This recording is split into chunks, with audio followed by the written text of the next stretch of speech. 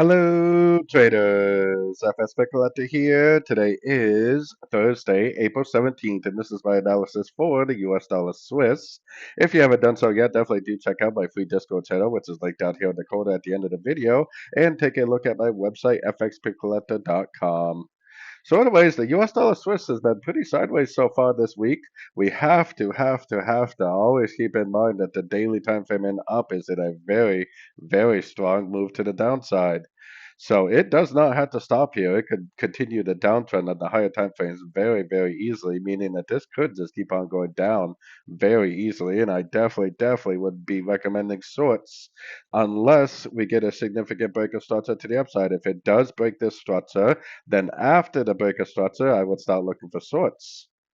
Or after the break of structure, that is, I would start looking for pullback entries to go long.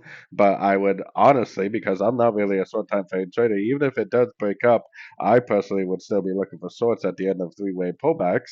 But if you do trade below the 1 hour time frame, if you are more of a scalper, after you get a break of structure, you definitely could justify going long, especially if you catch the end of a wave B. But this all relies on whether it breaks structure to the upside. It doesn't have to break structure. It could easily just keep on going down.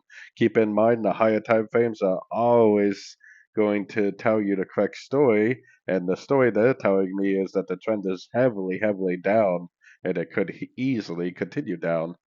So anyways, don't forget to join my free Discord channel, which is linked down there in the corner. And as always, thank you for watching and happy trading.